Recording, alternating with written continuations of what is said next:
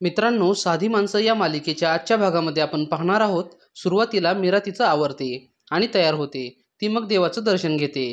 तिला वटपौर्णिमा साजरी करायला जायचं असतं. बाहेर आल्यावरती सत्याच्या वडिलांच्या पाया पडते आणि मग नंतर ती निरूपाच्या पण पाया पडते. निरूपा मात्र मीराकडे पाहत सुद्धा नाही. मीरा निरूपाला पुन्हा सासूबाई बोलते. निरूपा बोलते की तुला मी काय म्हणायला सांगितलं आहे. मीरा बोलते आज वटपौर्णिमा आहे आणि सुनेच्या नात्याने मी तुमच्या पाया पडले, त्यामुळे मी तुम्हाला सासूबाई बोलले. निरूपा बोलते की मग तुला आता काय पैसे वगैरे हवे आहेत का? पैसे वगैरे मी तुला देणार नाही. आता मग मीरा बोलते की मला पैसे नको आहेत. माझा नवरा आहे की पैसे भरायला माझ्यासोबत. सत्याचे वडील मात्र मीराचं वागणं पाहून खुश होतात. ते बोलतात की निरूपा बघ, याला बोलतात संस्कार.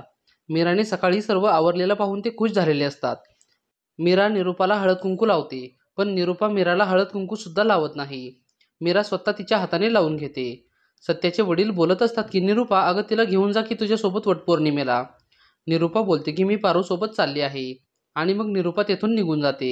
निरूपा आणि सत्याचे वडील निघून गेल्यावर सत्या मीराला बोलत असतो. धूमकेतू, तू वडाला किती फेरे मारणार आहेस?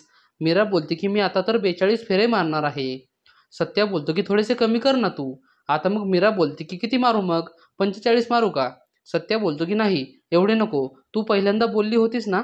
मीरा बोलते की किती, 21 का? सत्या बोलतो की जाऊ दे, तू फक्त 7च फेऱ्या मार. चला आता आपण निघूया. इकडे आता पंकज वडापाव खात असतो. त्याला हॉटेलचा मालक बोलतो की वडापाव खाऊन झाल्यावर तेवढं सामान गाडीमध्ये ठेव. पंकज बोलतो की मी काही तुझा नोकर नाहीये, बिझनेसमॅन आहे मी. आता माझा थोडासा लॉस झाला आहे म्हणून मी अशा अवस्थेमध्ये आहे. मग तो हॉटेलवाला त्याच्याकडून तो वडापाव पण काढून घेतो आणि त्याला हाकलून देतो. वडापाववाला त्याला भिकारी बोलतो. इकडे मीरा आणि सत्या रिक्षामध्ये बसून वटपौर्णिमेला चाललेले असतात. सत्याचं मात्र अजून वडाच्या फेऱ्यांचंच चालू असतं. आता मग मीरा बोलते की तुम्ही एकदम गप्प बसा आता. आणि मग मीरा रिक्षातून उतरून वड पुजायला जाऊ लागते. नेमका तिच्या साडीच्या पदराचा दोरा बॅगला अडकतो आणि मग सत्या ती बॅग हातामध्ये घेऊन मीराच्या मागे मागे जाऊ लागतो आणि तो दोरा तो हाताला गुंडाळू लागतो. मीरा वडाची पूजा करते आणि वडाला 7 फेरे मारू लागते. सत्या पण मीराच्या मागे वडाला फेरे मारतो आणि मग मीरा थांबल्यावर तो पडणार असतो.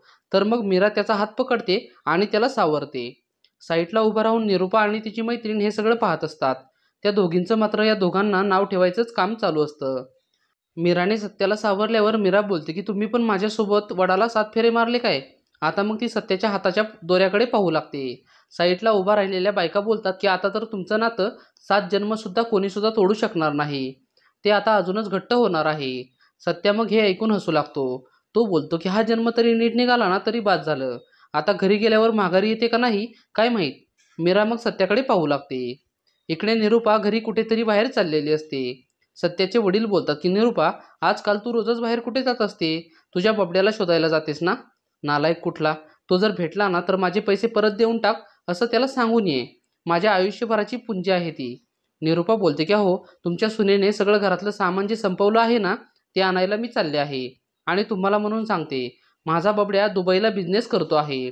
त्यामुळे तुमचे जे 30-35 लाख रुपये आहेत ना ते तुम्हाला तो दुपटीने परत करतो का नाही ते बघा. सत्याच्या वडिलांचा मात्र त्याच्यावर काडी मात्र सुद्धा विश्वास राहिलेला नसतो. इकडे आता सत्या आणि मीरा दोघेजण गाडीतून खाली उतरतात. रिक्षामधून खाली उतरल्यावर सत्या त्या रिक्षावाल्याला पैसे देऊ लागतो. पण रिक्षावाला सत्याला बोलतो, काय अहो सत्या दादा, तुम्हाला आणि बहिणींना मी सोडायला आलो आहे, त्याचे काही मी पैसे घेईल का? पैसे नका देऊ. आणि मग असं बोलून तो लगेच निघून जातो. मीराला मात्र आनंद होतो. मीरा बोलते की काय हो, तुमच्या मित्रांमध्ये पैशाबाबतीत सुद्धा सगळं सारखंच असतं का? मीरा मग सत्याची मस्करी करायला जाते, पण सत्याच तिची मस्करी चालू करतो. मीरा सत्याला बोलत असते की तुम्ही घरी गेल्यावर येडं-वाकडं अजिबात बोलू नका आणि मला वचन दिलेलं लक्षात आहे ना? दारू वगैरे अजिबात प्यायची नाही. पण सत्या बोलतो की आता तर मी तुझ्या घरच्यांबरोबर एकदा तरी चिअर्स करतो का नाही ते बघ. तू आमच्या घरी येऊन मला त्रास दिला ना, मी पण आता तुझ्या घरामध्ये येऊन तुला त्रास देणार. मीरा बोलते की मी हे सगळं बाबांना सांगेल बरं का. सत्या बोलतो की पण आता बाप तर इथे नाहीये ना. मीरा मग सत्याला बोलत असते की तुम्ही असं काही करू नका. पण सत्या मात्र मीराचं काहीच ऐकत नाही. आता मग मीरा आणि सत्या दोघेजण मीराच्या घरी जाणार असतात. इतक्यात एक शेजारची बाई मीराच्या आईला बोलते की अगं, मीरा आली आहे आणि तिच्यासोबत जावई बापू पण आले आहेत. मीरा आणि सत्या दरवाजामध्ये आल्यावर सगळेजण मीराशी मग गप्पा मारू लागतात. आता मग शेजारची बाई बोलते की मीरा, किती दिवसांनी आलीस? मीरा बोलते की मी अधूनमधून इकडे येत असते, पण जास्त वेळ थांबत नाही. मीराची बहीण बोलते की आता ताई आली आहे ना, आता आपण फारच गंमत करू आणि फार गेम वगैरे खेळू. आता मग सत्या मात्र फारच शांत उभा असतो. मीरा त्याला बोलते की थोडंसं हसा तरी. तर मग सत्या सर्वांशी फारच हसून बोलू लागतो. मीरा बोलते की एवढं पण तुम्हाला मी हसायला सांगितलं नाही. सत्याचा बोलका स्वभाव तिथल्या सर्वांना फारच आवडतो. सत्य बोलतो की आता आम्हाला आतमध्ये घेणार आहात का नाही. मीरा मात्र विचारात पडलेली असते की सत्य आता इथे काही येडंवाकडं तर बोलणार नाही ना. आणि मग इतक्यात एपिसोड संपतो.